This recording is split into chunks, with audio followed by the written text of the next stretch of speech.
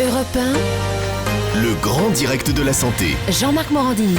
Isabelle Quenin va nous Je ne parler. vous ai pas tout dit sur les pellicules. Exactement, on va nous parler des pellicules. Environ un Français sur 3 a des pellicules, qui est énorme. Même si elles sont bénignes, elles donnent un aspect inesthétique et négligé qui peut vite devenir gênant, surtout dans une société où l'apparence tient une place importante. Alors on va voir avec vous, Isabelle Quenin, comment on peut faire pour s'en débarrasser. Déjà, pourquoi est-ce qu'on a des pellicules ? Alors c'est simple, en temps normal, la peau du cuir chevelu, comme celle de tout le corps, se renouvelle à peu près une fois par mois. Alors les nouvelles cellules qui se forment dans les couches profondes du derme, elles vont éliminer les cellules mortes en les mettant dehors. C'est vrai que c'est dur la vie d'une petite cellule. Alors il arrive que la mécanique s'emballe et que le renouvellement soit trop rapide. Alors à l'arrivée des pellicules, puisqu'elles n'ont pas eu le temps de s'éliminer directement, elles sont déjà poussées. Alors il y en a de deux sortes, il y a les pellicules sèches, là ça fait un petit peu comme une sorte de petite poudre blanche, et puis il y a les particules graisseuses, les pellicules grasses. Alors celles-là elles sont vraiment moches puisque ça fait comme des amas, des petits amas de cellules mortes qui vont s'agglutiner. Vous rajoutez à tout ça le sébum qui va faire un peu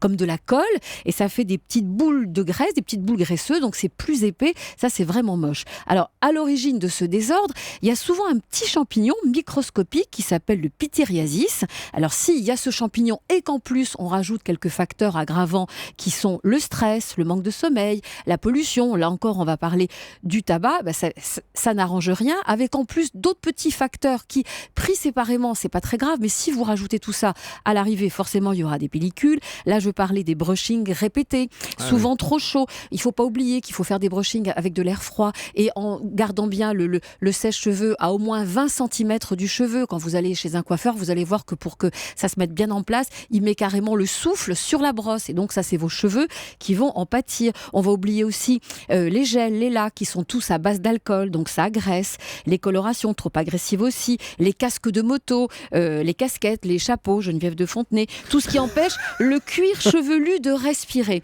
Alors c'est vrai que souvent c'est un peu un cercle vicieux parce qu'on a un problème de pellicule, on dit je vais camoufler tout ça, je mets une casquette, un chapeau et tout ça, et quand on l'enlève, c'est encore pire. Alors on va se laver les cheveux à l'eau tiède, surtout pas à l'eau chaude, parce que là on va aller encore plus dans le sens de la desquamation.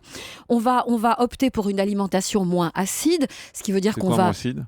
Alors on va limiter le café, le sucre, les viandes rouges, les charcuteries, on va rajouter des légumes, tout ce qui est bon, quoi. Des fruits frais, voilà. Et puis surtout, on va nettoyer soigneusement tout ce qui est brosse, peigne, les barrettes ou les élastiques, parce que le petit champignon là, forcément, il s'y trouve et donc après, si vous soignez pas, si vous nettoyez pas ça, ça va recommencer. Alors on va commencer par faire quoi ? Prendre un shampoing doux.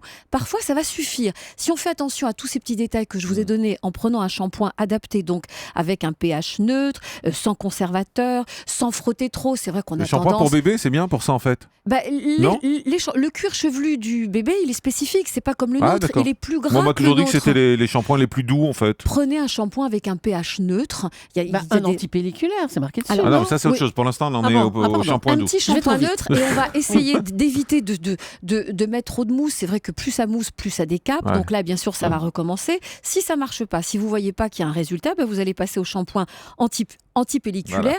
Tout simplement, il faut qu'il y ait une base douce sur laquelle on va rajouter un antifongique pour se débarrasser de ce champignon. On va rajouter aussi un petit agent anti-irritation. Ça, c'est dans le shampoing, c'est pas nous qui Exactement, rajoutons. non. Mais c'est pour prendre le bon shampoing. Le 11CE, quoi. Le 11CE, c'est le fabricant, mais vous avez quand même plusieurs marques qui se partagent le marché. Donc le tout, c'est un shampoing doux avec un antifongique, avec un anti-démangeaison. Vous savez, c'est toujours le problème. Plus on se gratte, plus ça va nous gratter. Et puis on va aussi rajouter un petit exfoliant pour que les pellicules se détachent spontanément du cuir chevelu. Là, on parle d'acide salicylique, voilà. Ou alors, on peut prendre de la lotion pelliculaire. Ça existe aussi, mais c'est plus contraignant. La lotion pelliculaire ? Alors, vous pouvez. Ça, c'est à mettre après le shampoing. Ah oui, c'est les pétrolanes, là, tout ça. Exactement. Vous partagez vos cheveux, vous faites des raies, vous mettez de la lotion pelliculaire, vous massez doucement. C'est un peu plus. Il faut se réveiller 3 heures avant de Et vous avez aussi un remède de grand-mère, tout simple. Premier remède, c'est de se faire un petit massage au sel fin, le sel de cuisine. Au sel ? Tout bêtement, au sel. Ah bon ? Vous mettez du Au sel. moins, ça se confond avec les pellicules, on fait pas la différence. Et après, bien sûr, vous allez laver vos cheveux. Ça va stimuler la circulation sanguine. Donc, en fait, ça va relancer un peu la machine. Ou alors, un petit rinçage au vinaigre de cidre avec 2 gouttes d'huile d'essentiel au thym.